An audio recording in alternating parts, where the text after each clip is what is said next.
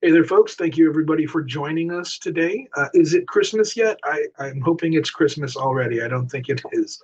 We're going to give everybody about a minute just to make sure everybody has a chance to get logged on.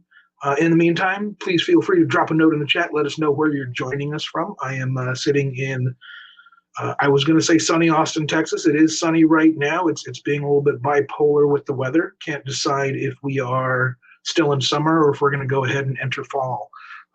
Yesterday, I believe we were about 50 degrees, and today it's going to be 85. So that's lots of fun. Hey, Gene in Grand Rapids, nice to see you. Amy in Chicago, thanks for joining us.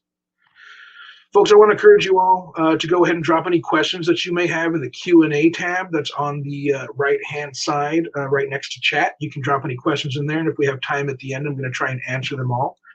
You guys have always been great about asking questions, and that always makes it feel like a great back and forth conversation that we're having, and I greatly enjoy that. So any questions that you have, please feel free to drop those in the Q&A. If you have any questions that you think are a little bit too sensitive, you can always ask anonymously, or you can always hit that free risk assessment button that's at the top right of the screen. That's essentially going to be a contact me button. You can fill out that form and we'll be in touch with you to answer any questions you may have, whether it's about cargo theft or supply chain intelligence, or a little bit more about how the sausage is made here at Overhaul and how our solutions might fit for you. All right, we've got quite a few other people joining in. Memphis, Chicago, Hebron, Kentucky, Indianapolis, Indiana. Thanks for joining us, everybody. Without too much further ado, we're going to go ahead and get started. This Cargo Chronicles Season 10. We're going to be going over the Q3 report for 2025 in the U.S. My name is Danny Ramone. Sorry about that. My name is Danny Ramone. I'm the Director of Intelligence and Response here at Overhaul. I'll be presenting the Q3 findings from our intelligence analyst group. I will also going to go ahead and go forward one slide. We're going to talk a little bit about the hotspot or the report spotlight that came out in Q3, which is the Dallas-Fort Worth hot zone. We're going to talk a little bit about the activity that we see there. And we're going to have a little bit of an informal chat about a look forward into 2026, what we can expect to see there. So again, if you have questions about looking forward or questions about this particular report, please feel free to drop them in the chat. But without any further ado, let's go ahead and get into the meat of the report. The next slide is going to show us the geographic trends, right? When we look at geographic trends, I always warn people, it's not the end-all be-all. Looking at this heat map is not the end-all be-all of where the risk is for your cargo, right? Most of the cargo theft risk is not driven by where your shipment happens to be at any given time. Pilferage risk absolutely is driven by where you happen to be, as there are metro area large-scale pilferage crews who only operate within those areas, and they're the areas that we know about, which is a good thing for us because then we can mitigate those potential risks. They tend to happen at the intermodal choke points. They're the brightest hotspots in the map every single quarter, every single year. We see them year in and year out, quarter in and quarter out, and they don't really change. I don't expect them to change, but those are generally, Southern California, the greater LA and Inland Empire area, Dallas, Fort Worth, Memphis, Atlanta, New York, New Jersey, Philadelphia, as well as Detroit and Chicago. We see a lot of those are intermodal choke points. We see a lot of cargo switching modes in these areas, and we've seen a lot of local area criminals kind of latch onto this as another income stream. Unfortunately, these folks are often involved in violent crime in their area. So when we see upticks in violence or threat of violence within cargo theft, it's very often driven in these areas by these folks who, as I mentioned, they're not career cargo criminals. They're the kinds of folks who just see it as an alternate income source in their backyard. When we look at what's going on by state, it was pretty interesting in Q2. We saw a lot of cargo theft activity reconcentrate around Southern California. That was largely due to a surge in import volume that was spurred by tariff uncertainty. Now, all those imports are migrating east. We're seeing the same thing happening with the cargo theft activity, right? It's also migrating east. That's why we see, even though California is the #1 state in Q3 of 2025, just like it has been in the past, its share is declining. But the shares that we see increasing are those states that are along I-10 and I-40 going east, right? So we see increases in Texas, Tennessee, and Georgia. Again, as a lot of that cargo that was imported in Q2 prior, to all these tariffs being finalized, which some of them are still not, all of that cargo is now slowly making its way east in the Q4 shipping rush. We're seeing activity follows the cargo, right? Another thing I want to point out just about state-based trends, each state does have slightly varied and sometimes greatly varied product targeting based off of a few factors. A, what criminal groups are operating in the area and what fence contacts they may have or what liquidation channels that they have set up. It's not always going to be through a fence contact, but once a liquidation channel is set up, it's typically not abandoned because it's an open revenue stream. As long as they can feed inventory into that channel, they're going to gain profit. So we typically see those avenues get opened up, and they're not going to stop focusing on that particular product type unless something changes within their internal landscape. So, for an example, California, the number one product stolen in California in Q3 was food and drinks, closely followed by electronics. Whereas if you look at a place like Texas, the number one product stolen was home and garden. That tends to be very appliance heavy, washers and dryers and refrigerators. Electronics was also second there, but then in third place was building and industrial in Texas with 20% of total thefts. Building and industrial is a product type that was not seen within the top 3 targeted product types in any of the top 5 states. There's a few reasons for that. We have quite a few building and industrial materials being imported through the Port of Houston.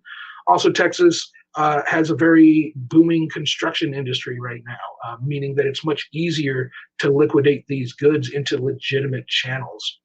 Another point of interest is Georgia actually has auto and parts as the number one most stolen product type within that state. So just interesting to note how there's different risk in different areas based on product type, meaning that there's obviously not going to be one solution. There is no magic bullet that, one step that you can take that's going to secure your entire supply chain. It really needs to be granular, it needs to be holistic, and it needs to be focused on exactly what risks you're exposed to and your cargo is exposed to.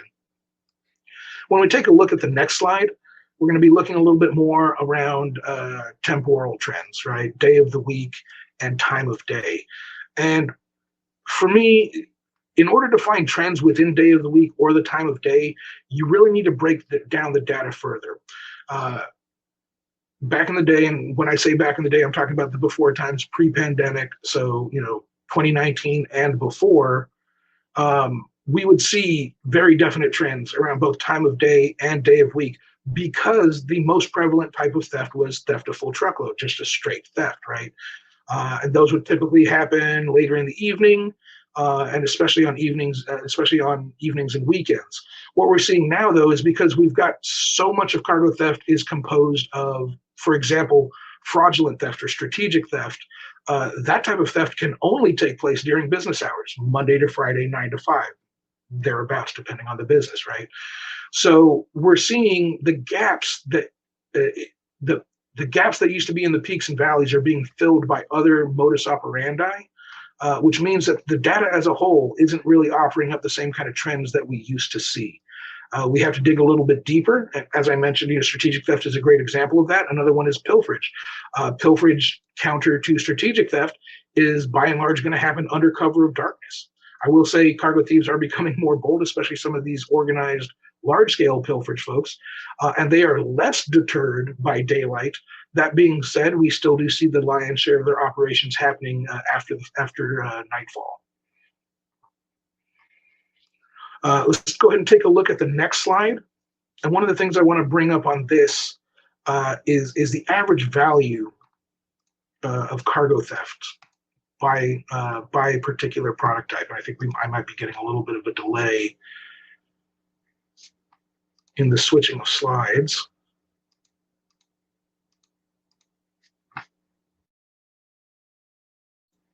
Bear with me for just a moment, folks.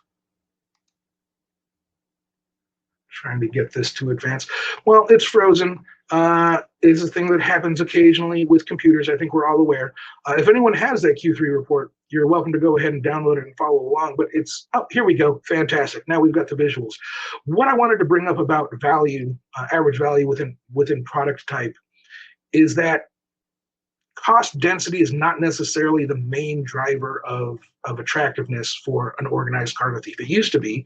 The more value they could squeeze into any given space was the equaled more potential profit that they could have for any given product, right?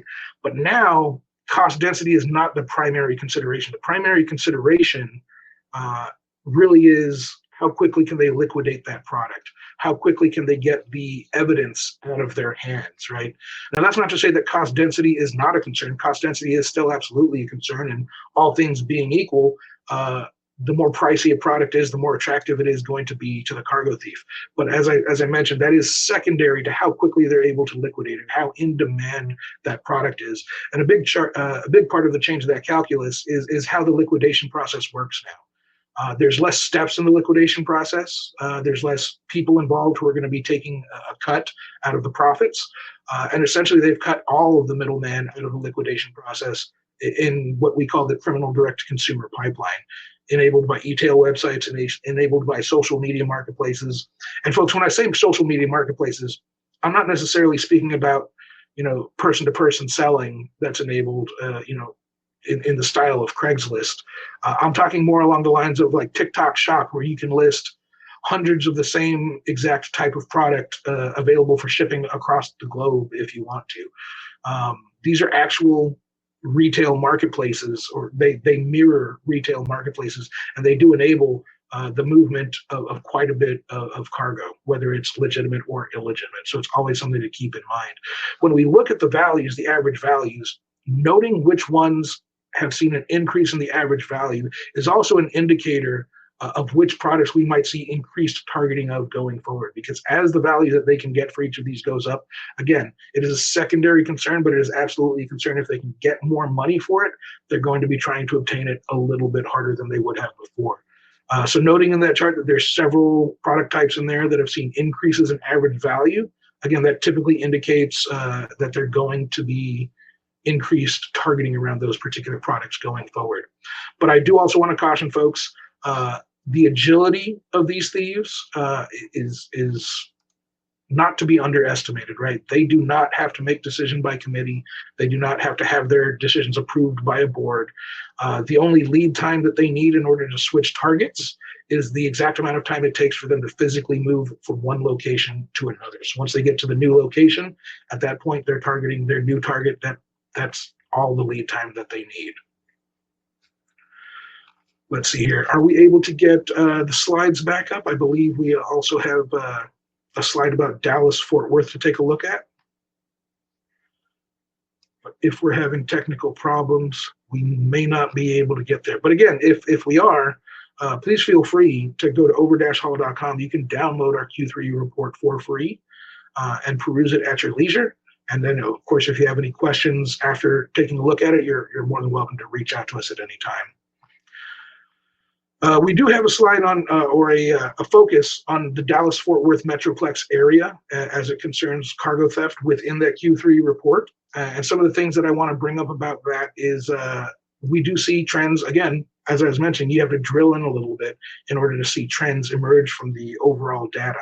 And drilling in can either be based on a specific product type, or a specific MO, or in this case, a specific geographic region, right? When we drill into the DFW metro area, one of the things that becomes pretty apparent is thieves there don't get up early, or they don't like to. We definitely see a trend towards thefts happening after noon and before midnight. We definitely see a bigger concentration happening, between 12 and 6, and then between 6 and midnight. We do see that strategic theft has emerged in the last few years, but by and large, Dallas is still remaining very traditional, with large-scale pilferage and straight theft being the most prevalent type of theft in the area. We do know that it's spread across the DFW Metroplex because there are quite a few industrial areas and warehouse centers across the Metroplex. But we do also know that Hutchins is a base of operations for quite a few of these organized actors. There's been quite a few recoveries that happen in Hutchins. And it's known to law enforcement in the area that a lot of the organized criminals actually operate out of that area. So that's always something that's interesting to look at. Now, before we get into the Q&A section, I do want to take a little bit of an informal look ahead, taking a look at what we expect to see, right? Q4, we're deep in it at this point. I'm still hoping that Christmas gets here very soon. But the previous trends that have existed in Q4 still exist. And what I'm talking about is the huge spike in cargo theft activity that we used to see in Q4, followed by a drop-off in Q1. But as I mentioned previously, we've got new factors that are contributing to the overall data, right? So when straight theft was the king of the hill, we would definitely see that Q4 bump and then that Q1 lull as some of those thieves maybe took a little bit of a vacation or took a month off, right? That still happens, but it happens strictly within straight theft. Filling the gaps, we have that large-scale pilferage and strategic theft, which really make it seem as though there is no decline in Q1. And in some cases, we even see a bump in Q1 as strategic theft and large-scale pilferage don't just fill that gap, but actually fill that gap and then some to cause a little bit of an increase. So it's always something to keep in mind. Don't let your guard down come January 1. We expect that there still will be elevated cargo theft activity in early January. Cargo criminals are aware, of course, of the speed of the supply chain. They've operated within the logistics industry for years in many cases. They know that from October to December, they're going to sign less paperwork. They're going to take fewer photos at origin. They're going to have less pre-departure security briefings. They experience the annual rush, and they witness the fact that security and due diligence are often the first corners cut when the rush to realize revenue by moving product off the docks as quickly as possible becomes the seasonal reality, right? So when we look forward, what's going to be targeted? As always, I might be dating myself here, but the tickle me Elmo of the year, whatever is the hot gift of the season, is absolutely going to be targeted. Expect seasonal apparel and footwear to be targeted, especially in the pre-release. Those are products that definitely command a higher price for the organized cargo thief, a higher resale price for them before they are officially released, and then they have diminishing returns as time goes on. And anything, I always tell this to people, and I think people think I'm kidding, but any consumer product that goes viral on TikTok will immediately be targeted for cargo theft. We've seen it happen before. I expect it will continue to happen. It's one of those things where they generate the demand and then they also satisfy the demand through TikTok Shop. TikTok's not the only one, but obviously it's kind of the hot one du jour. So it's the one that everyone's talking about. It's the one that everybody's using. It's the one that's seeing the most traffic and therefore the most scrutiny. When we look at how will it be stolen, going forward, the farther we go forward, it's going to be stolen strategically with more and more technology enablement or AI enablement as we go on. And I expect probably within about a month or two, we're going to be hearing about a new method of strategic theft that emerged over the holidays. It probably started about a month ago, and the victims of it probably aren't going to figure it out until mid-January. That's how it's happened the last couple of years. And trust me, these folks know exactly what MOs they need to mix, match, and layer to defeat the security posture of whatever target that they're going after. So this is largely going to happen in the folks who don't have visibility into their networks, who aren't going to be able to identify the patterns of behavior that indicate fraud or theft in progress. So, it typically happens to the lowest hanging fruit. I always tell folks that criminals are like water. They're going to look for the path of least resistance. And I think a lot of folks interpret that as thieves are lazy and are not going to work hard. And I counter with thieves are going to work exactly as hard as you make them. So, considering that there's often $250,000 or more payday behind every theft that they perform, they are willing to work for it, but they're going to only work as hard as you make them work. All right, folks, we're going to go ahead and take a look at the Q&A. We've got a couple of questions. If anyone has any other questions, please feel free to throw them in there. The first one was pre-submitted. I thank you for the pre-submitted question. What is the current situation regarding robberies on land transport in Mexico? So the short answer is it's bad and it's getting worse. We've seen Mexico in the last 5 years go from the land of threats of violence to the land of shoot first, ask questions later, which is obviously a very worrying trend. We've seen increases there the same way we've seen increases in the US. We've even seen some of the beginning whispers of strategic theft, although it is practiced differently than it is in the US, as it would have to be, right? There's different regulatory bodies and policies and agencies that control the movement of cargo in that country. But even that aside, we're seeing kind of a fundamental difference in how the beginnings of strategic theft are happening in Mexico. The long answer, I encourage you to sign up for the Mexico chapter of the Cargo Chronicles, which is going to be happening next week.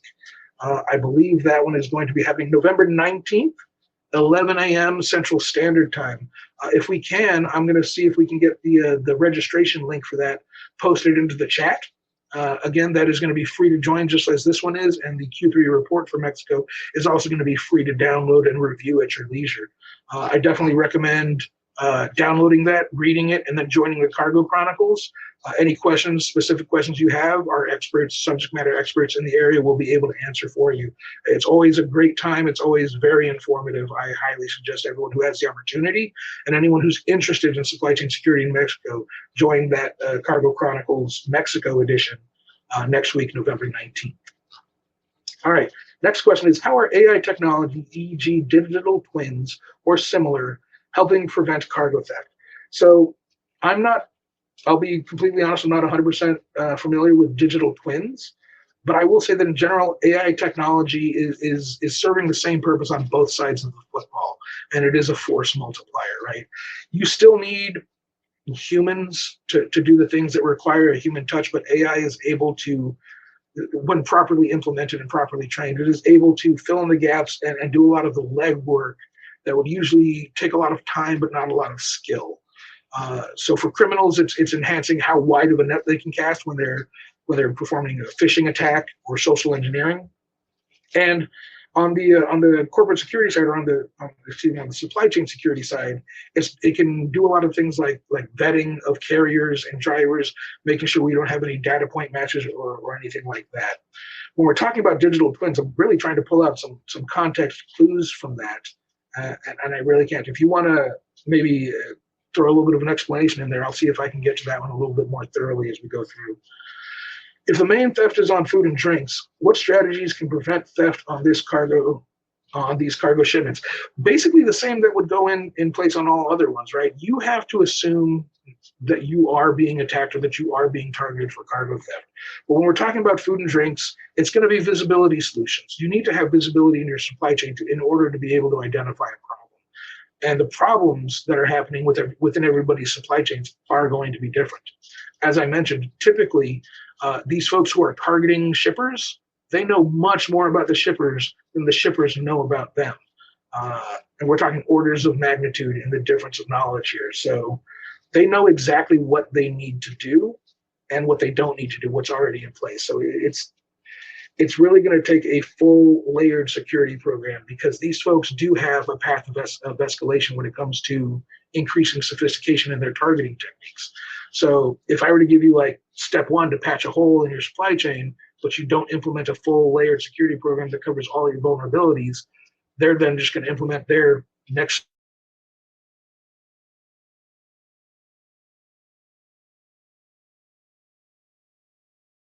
safeguards are in place.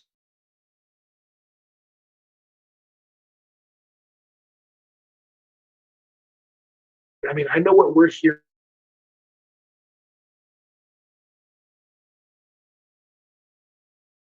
the most of.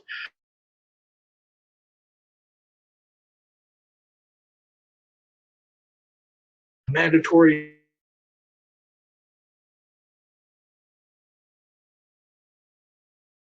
is a shorted load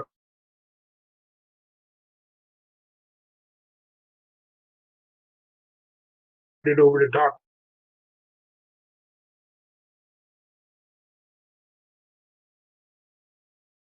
LTL shipments frequent.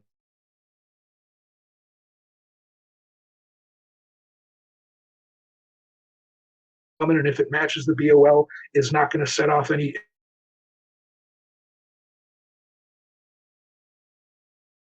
We're seeing the BOL being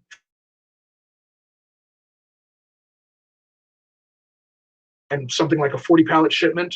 The BOL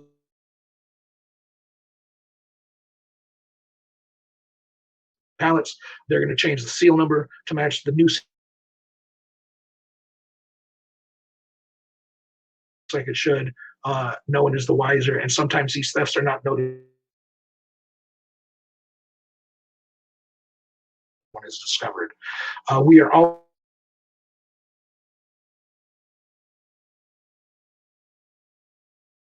or triple brokering. It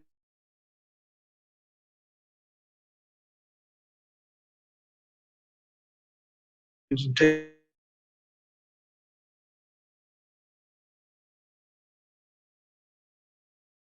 triple and sometimes even quadruple broker that ship,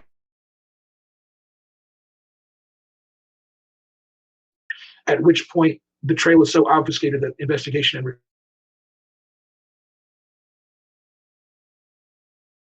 further evidence to follow up on.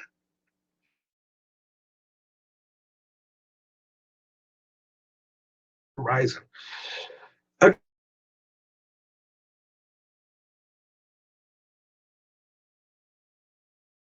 Modal areas, if it's on rail, we see, pilferage from rail. Obviously, the container is not being stolen from the train. We don't see in the U.S. We don't see as much activity inside of ports, seaports, I should specify, but a lot of the facilities directly surrounding the seaports, some of the drayage yards where they will move a lot of these containers, will see elevated activity. As far as solutions on the horizon, I greatly encourage you to hit that free risk assessment button. We can talk about all the solutions we have available. Solutions are not on the horizon. Solutions are here and ready for you now. Can you touch on the rail situation, particularly the West Coast to Chicago and DFW lanes? Any particular carriers or specific practices that you can recommend?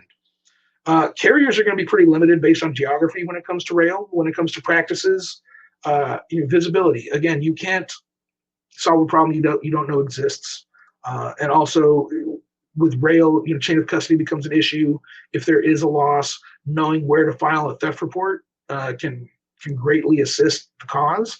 And if you don't have visibility solutions, you won't even be able to tell where that container was infiltrated.